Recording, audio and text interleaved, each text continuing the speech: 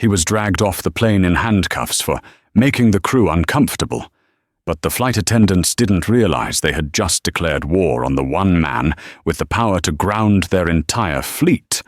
When Dr. Elias Sterling looked the captain in the eye and whispered, "Check the strut on the left engine." They laughed in his face. 3 hours later, the airline wasn't just trending. It was fighting for its survival. This isn't just a story about discrimination. It's a masterclass in instant karma, where a single power trip cost $1 billion company everything. Stick around, because the secret Elias was carrying will leave you speechless. The humidity in New York that July afternoon was the kind that stuck to your skin like a layer of cheap varnish. Inside JFK International Airport, however, the air was crisp, recycled, and smelled faintly of floor wax and expensive coffee. Dr. Elias Sterling adjusted the hood of his charcoal cashmere hoodie. He wasn't trying to hide. He was just exhausted. He had spent the last 72 hours in a wind tunnel facility in the Mojave Desert, overseeing stress tests on a new composite alloy for the Department of Defense. He hadn't shaved in 3 days, and his eyes were rimmed with the red fatigue of sleep deprivation. To the casual observer, he looked like a tired man who might have spent the night on a park bench. He approached the gate for Monarch Airlines Flight 882, service to London Heathrow. In his hand, he held a boarding pass for Seat 1A, first class. "Excuse me, sir." A voice cut through the ambient noise of the terminal. Elias looked up.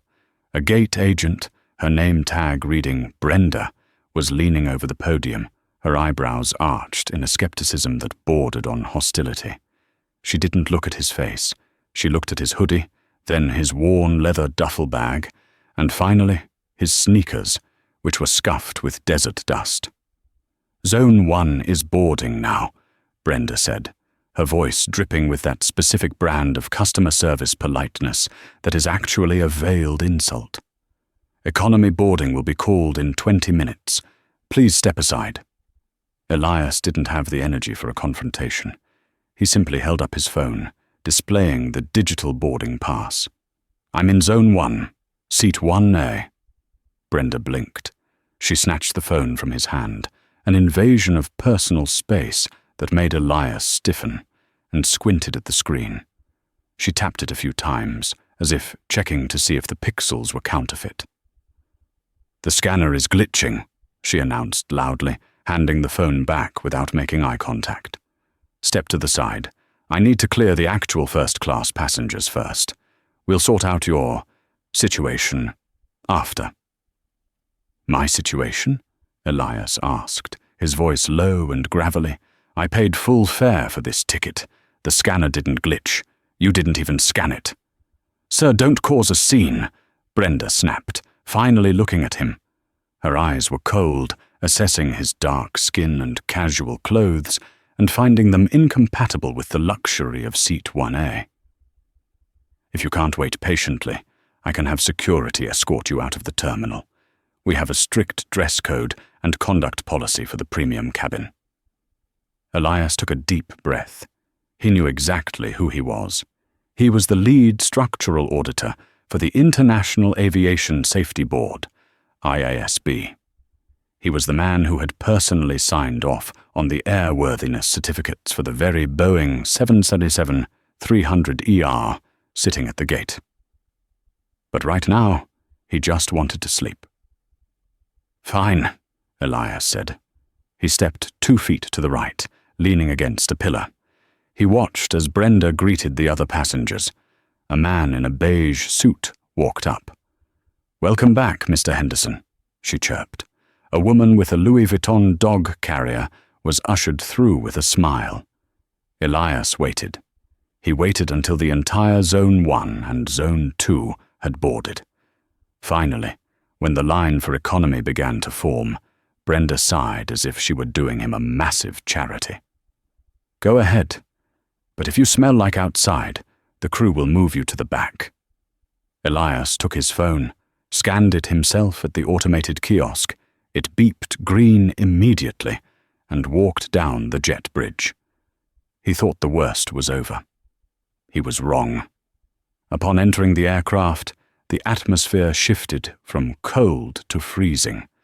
The lead flight attendant, a tall man named Gregory with a perfectly gelled side part, blocked the aisle to the first-class cabin.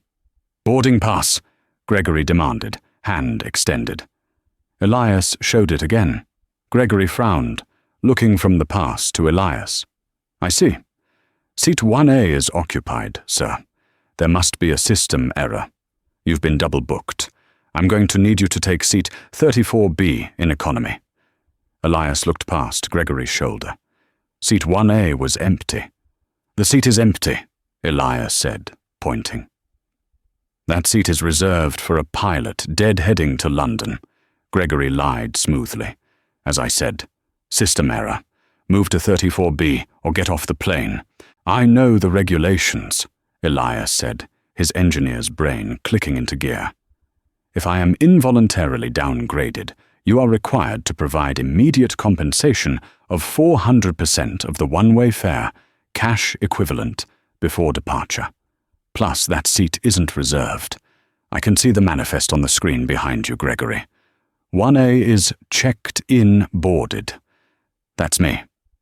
Gregory's face turned a brilliant shade of crimson. He hadn't expected the homeless-looking guy to know Title 14 of the Code of Federal Regulations. "You are being disruptive," Gregory said, his voice raising an octave to attract attention. "You are aggressive and you are scaring the other passengers." Heads turned. A woman in 2A clutched her pearls. The narrative was being set. Elias was no longer a passenger. He was a threat. "I am standing still," Elias said calmly. "I haven't raised my voice. I just want the seat I paid $12,000 for." "That's it," Gregory said, reaching for the interphone. "Captain, we have a Level 2 security threat in the forward cabin. Requesting law enforcement immediately." Elias closed his eyes. He realized then that this flight wasn't going to London. It was going to court. The wait for the Port Authority police took 15 minutes. In that time, the plane sat idle at the gate. The air conditioning hadn't fully kicked in, and the cabin was getting stuffy.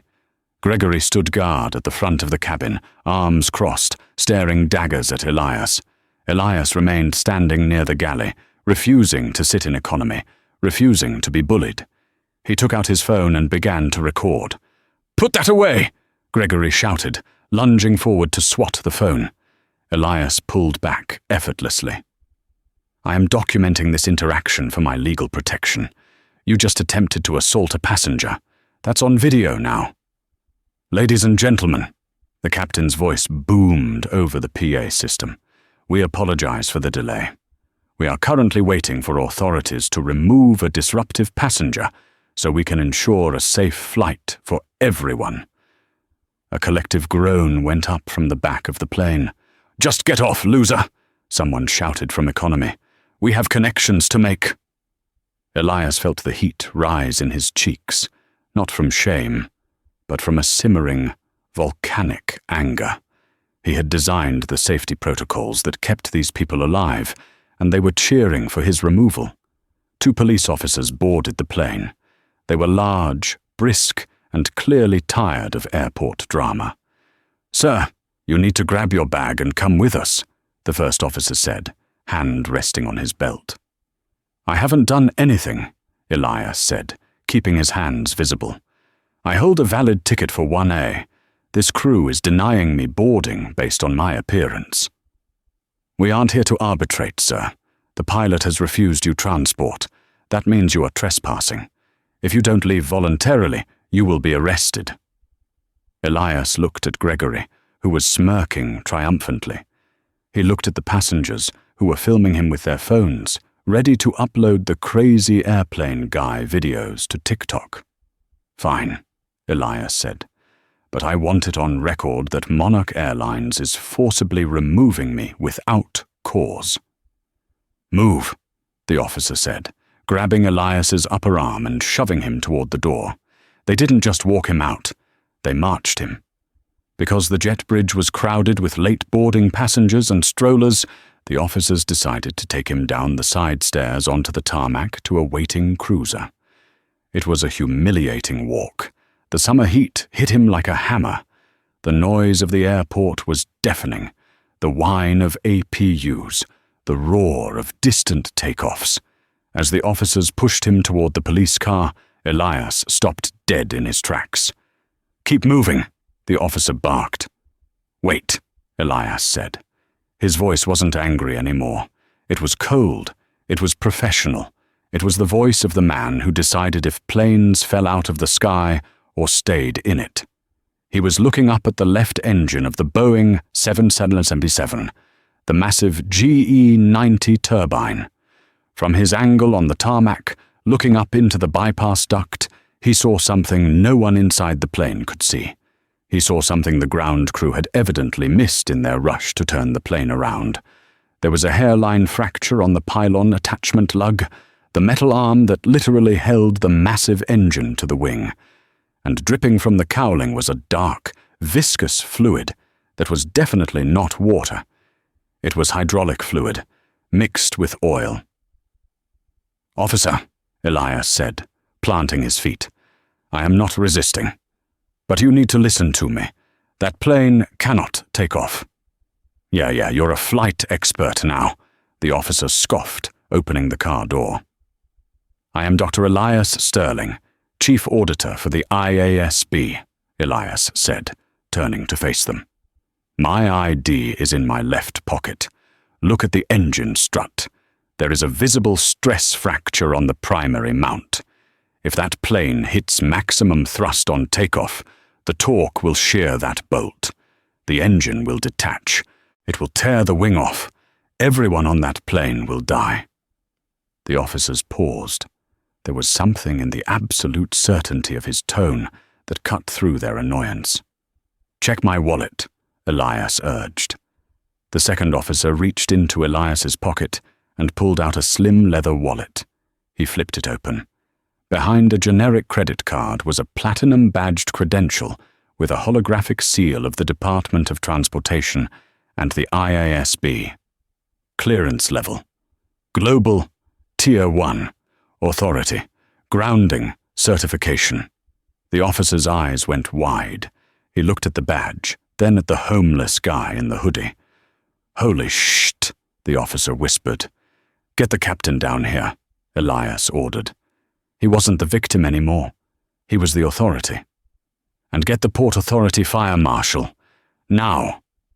The officer hesitated, then keyed his radio. "Dispatch, hold the departure on Flight 882. We have a credible threat to safety reported by a verified federal auditor on scene." Up in the cockpit, Captain Ryland Sterling, no relation, purely a coincidence of common names, though Elias noted the irony, looked out his side window. He saw the police car stopped. He saw the disruptive passenger pointing at his engine. He opened the window and shouted down, "Get him out of here. We are 20 minutes late." Elias looked up. He didn't shout. He simply pointed at the engine, then made a cutting motion across his throat. "Shut it down." The captain scoffed and pulled his head back in. "Unbelievable," Captain Ryland muttered to his first officer. "Guy gets kicked off and tries to hoax a bomb threat or something, requesting pushback clearance." "Tower to Monarch 882, the radio crackled. "Clearance denied. Ground hold in effect. You have a vehicle approaching your port side. Law enforcement request engine shut down immediately." "What?" The captain stared at the radio. Down on the tarmac, Elias watched as the fire marshal's red SUV screamed across the concrete, lights flashing. The officers had uncuffed him. "You better be right about this," the first officer said, sweating. "I'm never wrong about stress fractures," Elias murmured, watching the fire marshal jump out and shine a high-powered torch into the pylon assembly. The marshal froze. He leaned in closer. He ran a gloved finger over the dark fluid. He looked up at the cockpit, then back at Elias, giving a sharp thumbs up. Then, the Marshal grabbed his radio. "Tower, this is Fire 1. Emergency shutdown on Monarch 882 immediately.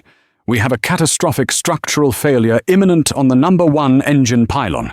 Do not, I repeat, do not spool up engines. Evacuate the aircraft." Elias crossed his arms.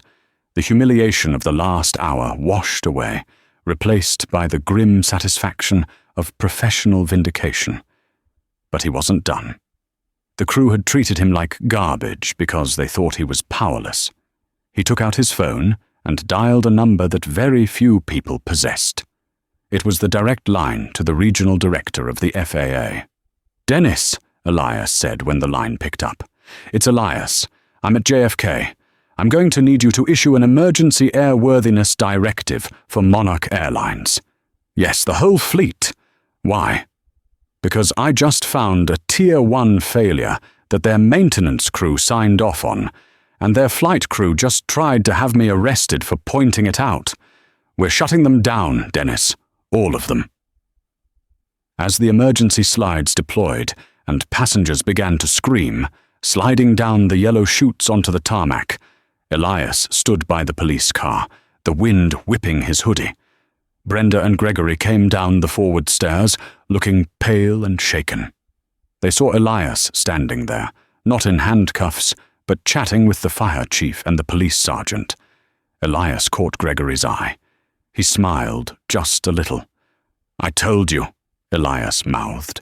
"The seat was mine." The tarmac at JFK was a tableau of organized chaos. Fire trucks formed a perimeter around the Boeing 777, their lights strobing against the darkening evening sky. Foam trucks were on standby, though no fire had ignited. Yet. The real fire was spreading invisibly through the fiber-optic cables of the internet. Elias stood near the nose gear, his arms crossed, watching the evacuation. He saw the woman from seat 2A, the one who had clutched her pearls when he was accused of being disruptive, slide down the emergency chute, her expensive handbag tumbling out before her. She landed in a heap on the asphalt, her dignity gone. Gregory, the lead flight attendant, was trying to corral passengers near the wingtip, shouting instructions that everyone was ignoring. He looked frantic. His perfect hair was now a mess, wind-blown and sweaty. When he saw Elias standing calmly next to the fire marshal, Gregory's face went slack. He broke away from the passengers and stormed over, adrenaline overriding his common sense. "You!" Gregory shouted, pointing a shaking finger. "You did this! You sabotaged the flight! You made a fake threat, and now you've cost the airline millions!" The police sergeant stepped forward to intercept, but Elias held up a hand. "Let him speak, Sergeant. I want to hear this." "You couldn't handle being moved to economy," Gregory spat, his voice cracking. "So you made up a story about the engine. You're going to jail for interfering with a flight crew. I'll make sure of it." Elias looked at Gregory with a pity that was far worse than anger. "Gregory, look behind you." Gregory turned. The fire marshal had opened the engine cowling. A pool of black sludge had formed on the concrete. The metal strut was visibly severed, hanging by a thread of twisted titanium. "That's not sabotage," Elias said quietly. "That's negligence. If we had taken off, that engine would have separated at 500 feet over Queens. It would have taken the left wing with it. You, the captain, and every person on that plane would be dead right now. I didn't cost the airline millions, Gregory. I just saved you from being a headline in a crash investigation." Gregory stared at the broken machinery. The color drained from his face so fast, he looked like a wax figure. He swayed, the reality of his near-death experience colliding with the realization that he had bullied the man who saved him. Meanwhile, inside the terminal, the passengers who hadn't made it onto the plane were checking their phones. A video had been uploaded to TikTok 10 minutes ago, by a teenager in row 5, named Kyle Zone. The caption read, "Drunk hobo gets kicked off first class. Jascha Karen, Nastocho Monarch Airlines, Jaschaus drama."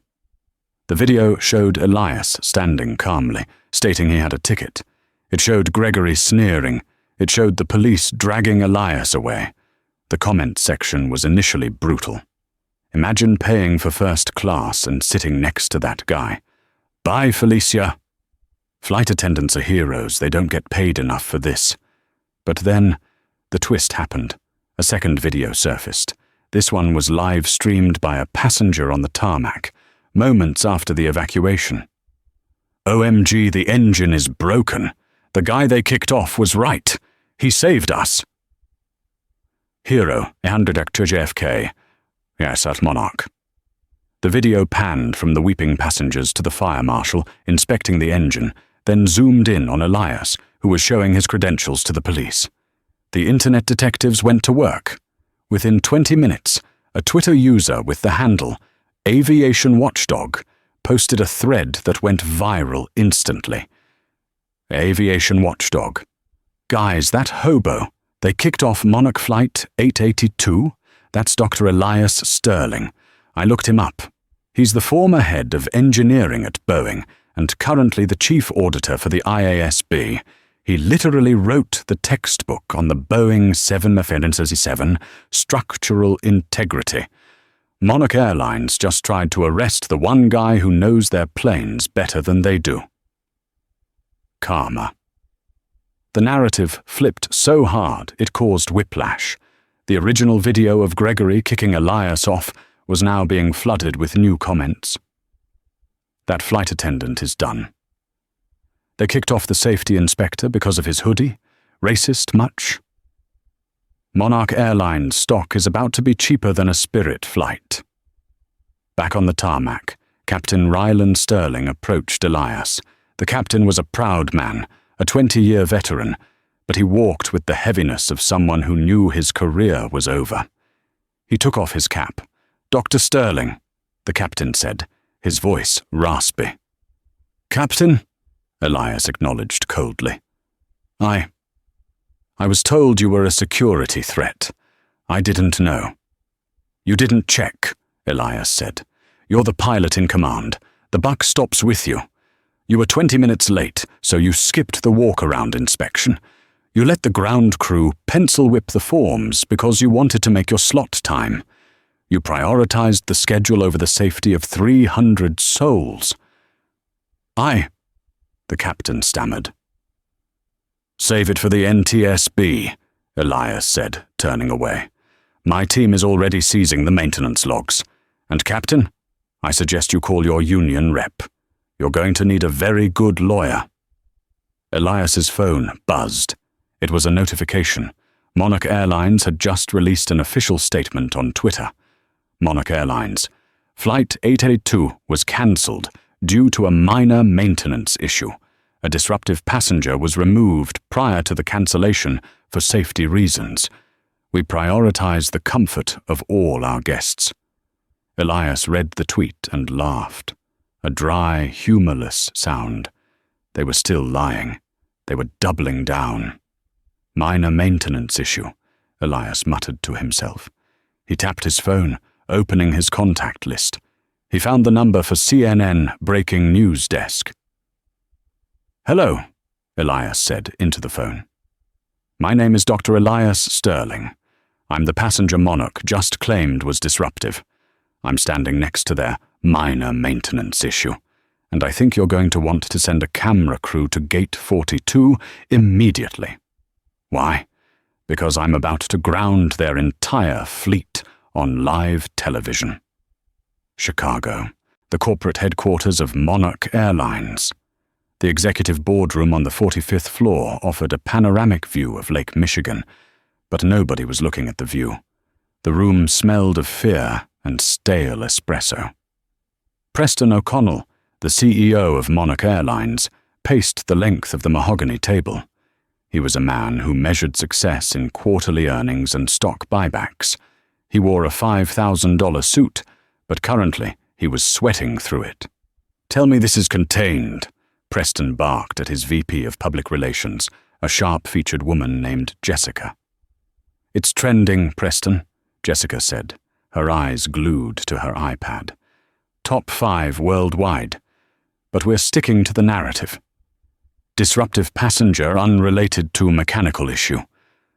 The bots are already flooding the comments to dilute the negative sentiment. Good, Preston said, loosening his tie. Who is the passenger? Some nobody looking for a settlement? The chief operations officer, a heavy-set man named Bill, cleared his throat. He looked like he was about to vomit. Preston, we have a problem. What? We ran the passenger's name, the one the crew kicked off. It's Dr. Elias Sterling.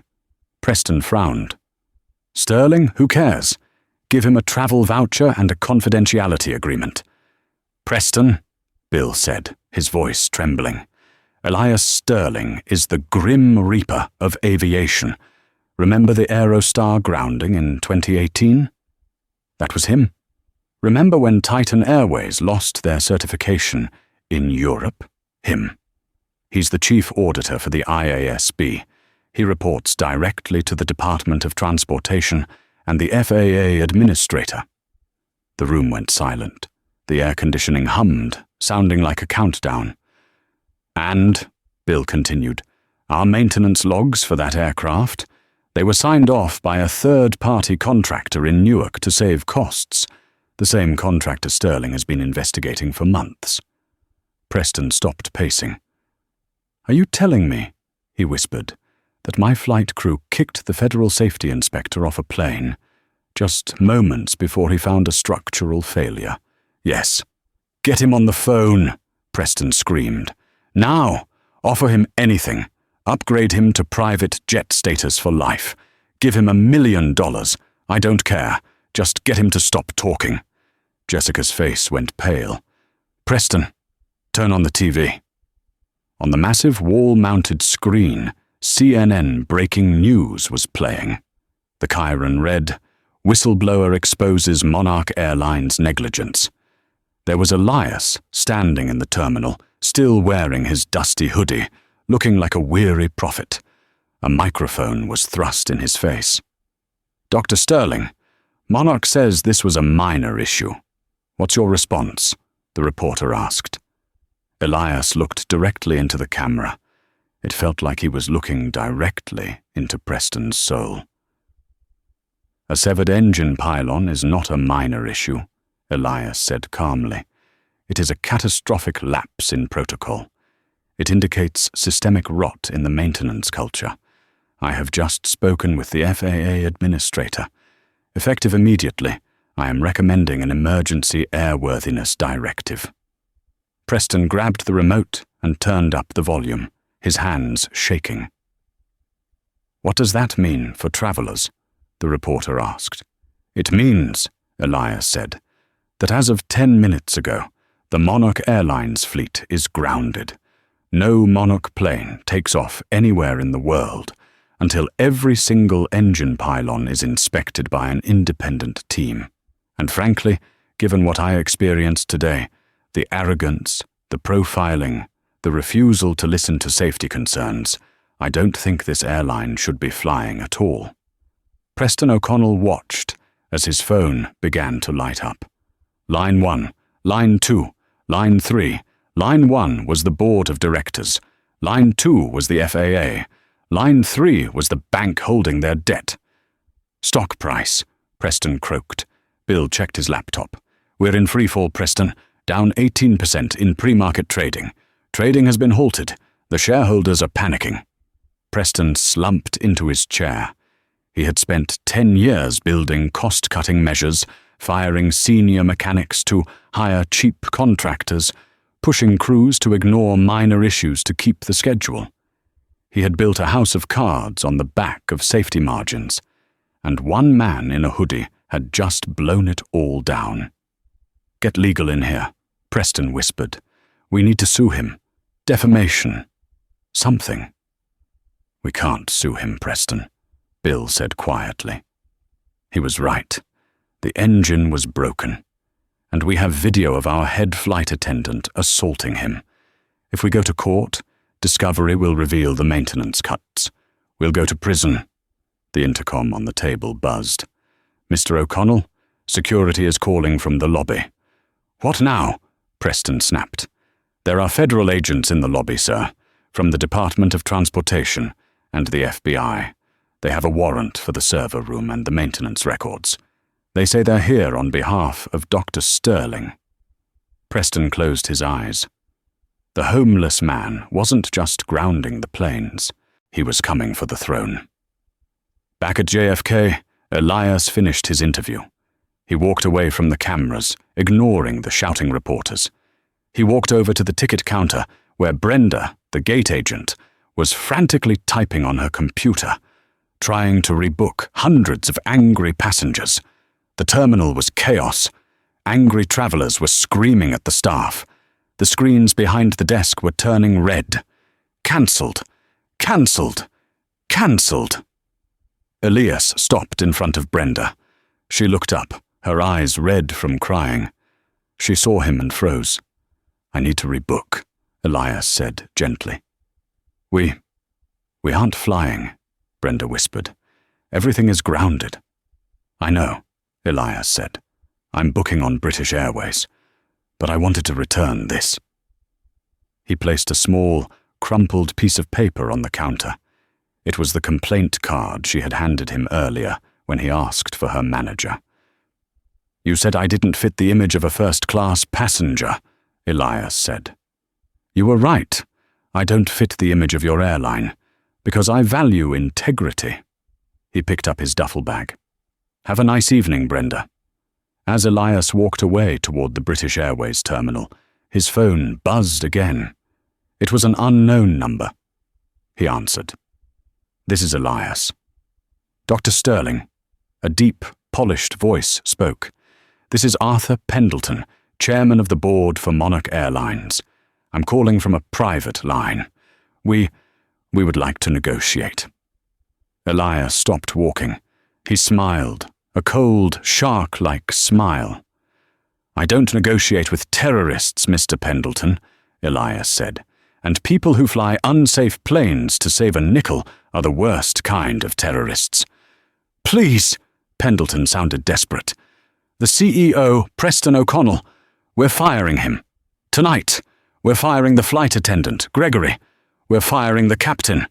We will give you a seat on the board. We will give you full oversight. Just call off the FAA." Elias looked out the window at the Monarch jet sitting broken on the tarmac. "You're firing them?" Elias asked. "Yes, immediately. Publicly." "That's a start," Elias said. "But I don't want a seat on your board." "Then what do you want?" "I want to tell you a story," Elias said, "about a man named Marcus, my father." I don't understand," Pendleton stammered.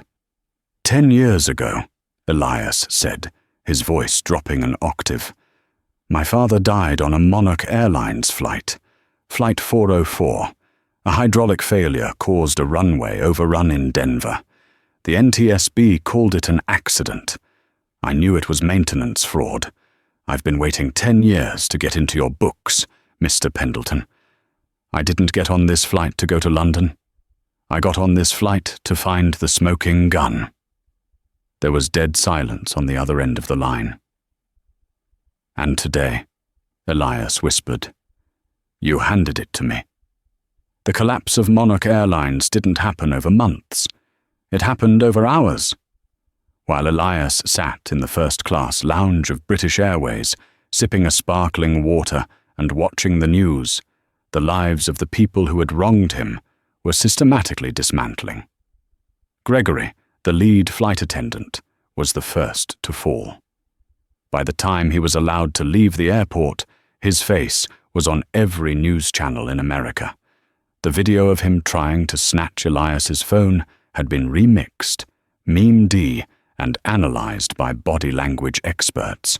But the real blow came from his own employer. In a desperate bid to save face, Monarch tweeted a termination notice before Gregory even made it to his car. We have zero tolerance for unprofessional behavior. The crew member involved in the incident has been relieved of duties effective immediately." Gregory sat in his car in the employee lot, sobbing. His phone was blowing up with death threats. He had been the king of the cabin for 10 years, a petty tyrant who decided who got an extra drink and who got ignored. Now, he was unhireable. He wasn't just unemployed, he was radioactive. Inside the terminal, Brenda was trying to clock out. Her manager intercepted her at the time clock. "Badge and uniform, Brenda," the manager said, not making eye contact. "But I was just following the zone policy," she pleaded. "He looked like a vagrant." "He's the federal chief auditor," the manager hissed, "and you told him he smelled like outside. We have the audio from the counter surveillance. You're done. Don't use us as a reference." Brenda walked out into the humid New York night, stripped of her authority, just another person in the crowd she so despised. But these were small fish. Elias wasn't hunting minnows. He was hunting the whale. The next morning, at Monarch's headquarters in Chicago, the scene was reminiscent of the fall of Rome. Shredders were humming on the 45th floor. Interns were running back and forth with boxes. Preston O'Connell had not slept. He was on a conference call with crisis management firms, trying to spin the narrative. "We frame it as a rogue contractor," Preston was saying, his voice ragged. "We say the Newark maintenance team went rogue. We didn't know. We are the victims here." "That won't work, Preston," Arthur Pendleton, the chairman, said over the speakerphone. "The FBI is in the lobby." Preston froze. "What?" "The FBI," Arthur repeated, "and they aren't alone. Dr. Sterling is with them." The elevator doors to the executive suite slid open with a soft ding. Preston expected a SWAT team. Instead, he saw a dozen agents in windbreakers marked FBI, Fraud Division, and DOT, OIG, Office of Inspector General. And walking at the front of the phalanx was Dr. Elias Sterling. Elias was no longer wearing the hoodie. He was wearing a bespoke navy suit that cost more than Preston's car. He looked rested.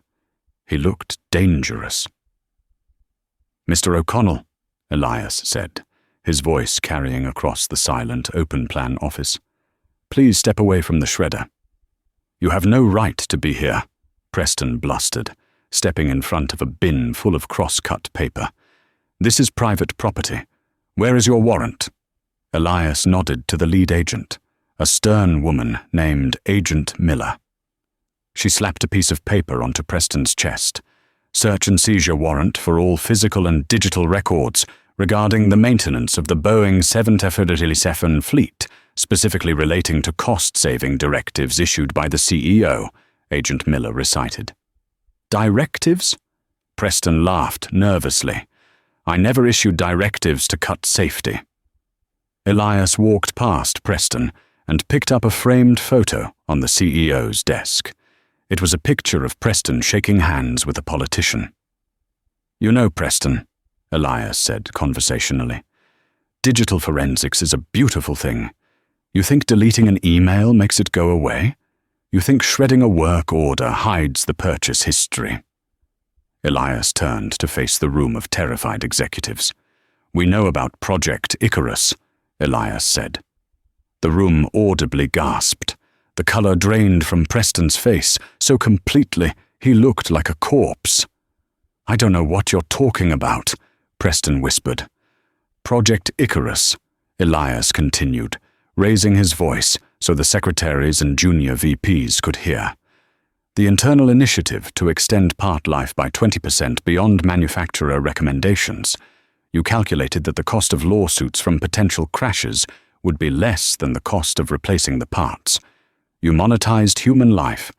You bet against the metal, Preston. And yesterday, the metal almost won." "That's a lie," Preston screamed. "Prove it." "I don't have to," Elias said, pulling a USB drive from his pocket. "Because 10 years ago, after my father died on your plane, I didn't just study engineering, I studied you. I have a clone of your server. I've had it for 3 days. The glitch in your booking system that put me in seat 1A. I put it there. The random audit yesterday? Not random. I was waiting for you to slip up. I needed you to commit a crime in front of me to trigger the emergency jurisdiction. And thanks to your flight attendant, you handed me the keys to the kingdom. Preston backed away, bumping into the glass wall overlooking the city. You hacked us, Preston gasped. I audited you, Elias corrected. Aggressively. Agent Miller stepped forward. Preston O'Connell, you are under arrest for conspiracy to commit wire fraud, reckless endangerment, and involuntary manslaughter related to the crash of Flight 404. Flight 404, Preston stammered as the handcuffs clicked onto his wrists. That was 10 years ago, the statute of limitations. There is no statute of limitations when you conceal evidence, Elias said, leaning in close to Preston's ear. We found the memo, Preston, the one where you ordered the maintenance supervisor to hide the microfracture reports on Flight 404. You killed my father to save $50,000 on a strut assembly. As the agents marched Preston out of his own building, the office staff didn't look away. They didn't defend him. Some of them, the ones who had been forced to cut corners and live with the guilt, looked relieved. Elias stood alone in the CEO's office. He looked out at the view of Lake Michigan. It was over. He had won. But then, his phone rang. It was the senator who chaired the subcommittee on aviation. Dr. Sterling, the senator said, good work in Chicago, but we have a problem. The lawyers for Monarch are petitioning for a bail hearing. They're going to argue that the Icarus documents are inadmissible because of how you obtained them.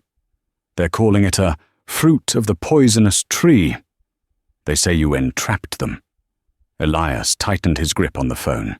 They can try. It's not just that, the senator said. If the judge throws out the server data, Preston walks. We need a witness. We need someone from the inside who signed the orders. Someone who is willing to testify. Elias looked at the empty office. He needed a rat. I know who to call, Elias said. The Senate hearing room in Washington, D.C. was packed. The air was thick with the scent of wool suits and tension. The cameras of C-SPAN, CNN, and Fox News were trained on the witness table. At the center of the table sat Preston O'Connell. He was out on bail, wearing a fresh suit, looking smug. His lawyers, a team of sharks from a top D.C. firm, sat flanking him. They had successfully filed a motion to suppress the digital evidence Elias had gathered, citing unauthorized access. Without that data, the prosecution's case was thin.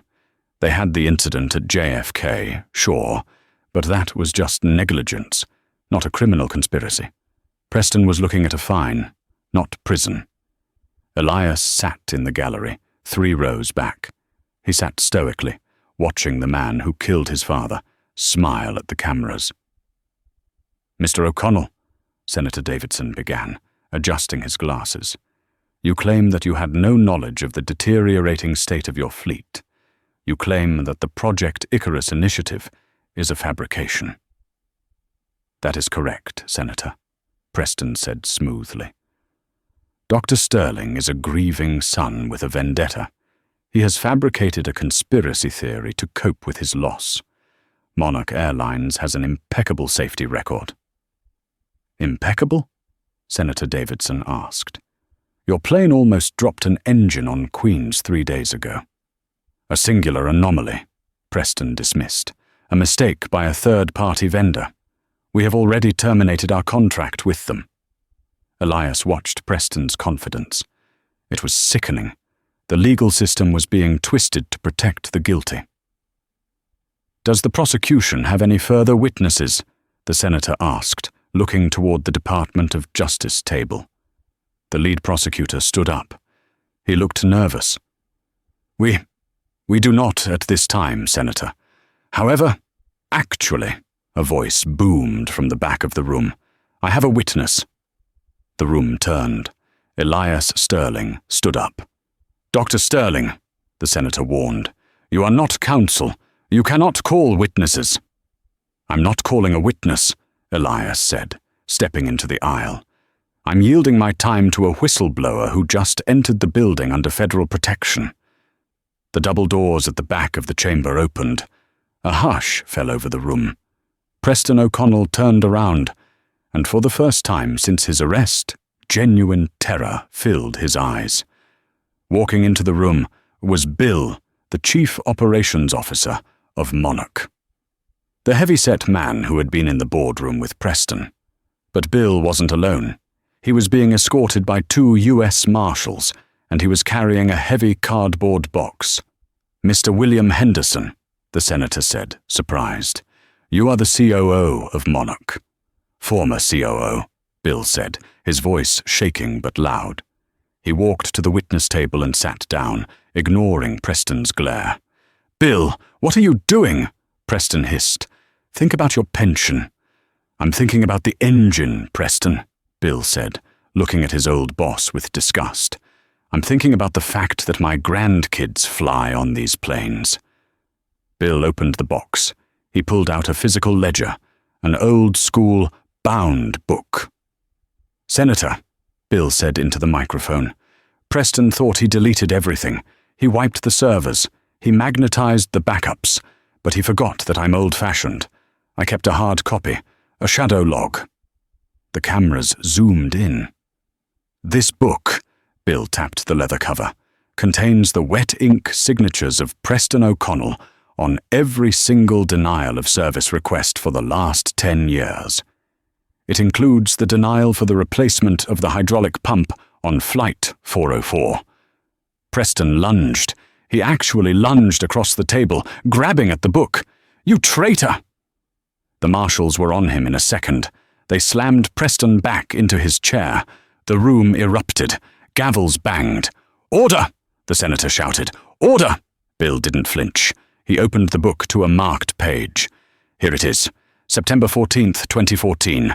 Request to replace AFT stabilizer actuator. Cost, $42,000. Status, denied. Reason, budget constraints, end of quarter bonus targets. Signed, P. O'Connell. A collective gasp went through the room. It was the smoking gun. It was murder in ink. That flight crashed 2 days later, Bill said, tears welling in his eyes. I should have come forward then. I was a coward. But when I saw Dr. Sterling standing on that tarmac, when I saw him save those people despite being treated like trash, I couldn't do it anymore. Elias watched from the gallery.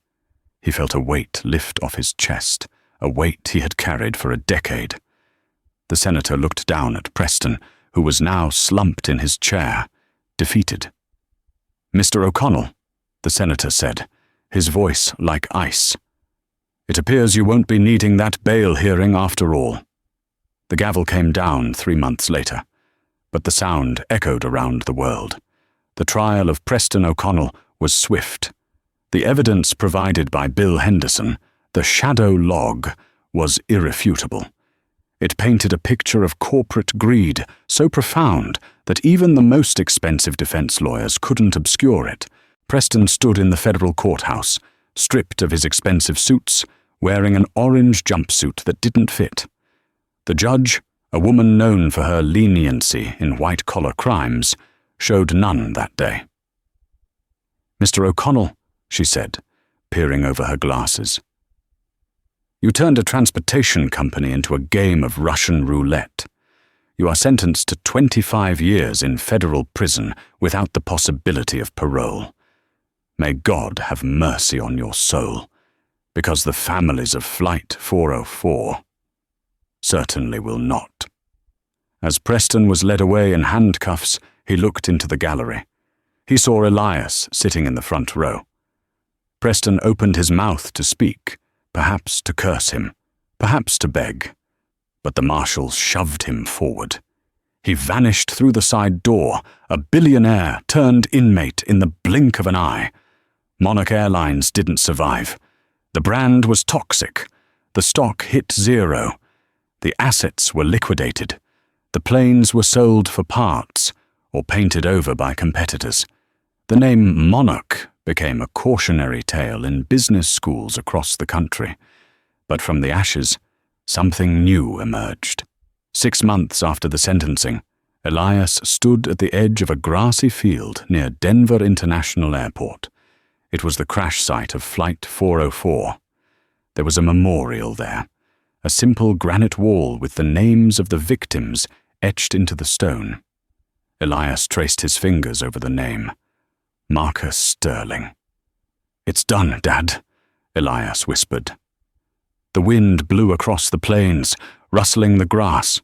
For 10 years, Elias had carried a weight in his chest, a ball of fire that drove him to work 80-hour weeks, to memorize every regulation, to become the most feared auditor in the sky. Now the fire was gone. It was replaced by a quiet peace. He heard footsteps behind him. He turned to see Bill Henderson. The former COO looked older, tired, but lighter. He had received immunity for his testimony, but his career in aviation was over. He was working at a hardware store now, living a simple life. "I didn't think you'd come," Bill said, standing a few feet away. "You did the right thing eventually," Elias said. "That counts for something." Bill nodded at the wall. "I'm sorry, Elias. I'm sorry it took me 10 years. "You gave me the weapon I needed to stop them," Elias said. "You saved the next Flight 404. Bill reached into his jacket pocket. "I have something for you. I grabbed it from the office before the feds locked the doors. I thought you should have it." He handed Elias a small, rectangular object encased in lucite. It was the metal serial plate from the left engine of the Boeing 777 at JFK, the one Elias had grounded, the one that started it all. "The new owners were scrapping the plane," Bill said. "I kept that, a reminder that one man can stop a machine." Elias took the plate. He looked at the jagged scratch on the metal where the pylon had almost sheared. "Thank you, Bill," Elias said. Elias walked back to his car. His phone buzzed. It was the President of the United States' Chief of Staff. "Dr. Sterling," the voice said, "the President is forming a new independent agency for aviation safety oversight. He wants you to run it. Complete autonomy. No red tape. You answer only to the public." Elias looked back at the memorial, then up at the sky, where a jet was leaving a white contrail against the blue. He smiled. "I'll take the job," Elias said, "but I have one condition." "Name it." "I fly economy," Elias said. "Always. I want to see what the passengers see." "Done." Elias hung up. He got into his car, tossed the engine plate onto the passenger seat, and drove away. The hobo from seat 1A was now the guardian of the skies. And somewhere, in a federal prison cell, Preston O'Connell was staring at a concrete wall, wondering why he hadn't just let the man in the hoodie sit in his seat. And there you have it. The airline thought they were just kicking off a bum to make room for a pilot, but they ended up handing the keys to their destruction to the one man who knew where the bodies were buried. It's a brutal lesson in humility.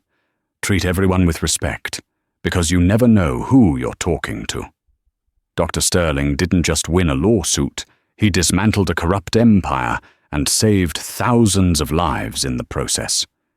If you enjoyed this story of high-altitude justice and corporate karma, please smash that like button. It really helps the channel grow. Subscribe and hit the notification bell so you don't miss our next story about underdogs fighting back. And let me know in the comments, do you think Preston deserved 25 years, or was the system to blame? I'll see you in the next video. Stay safe out there.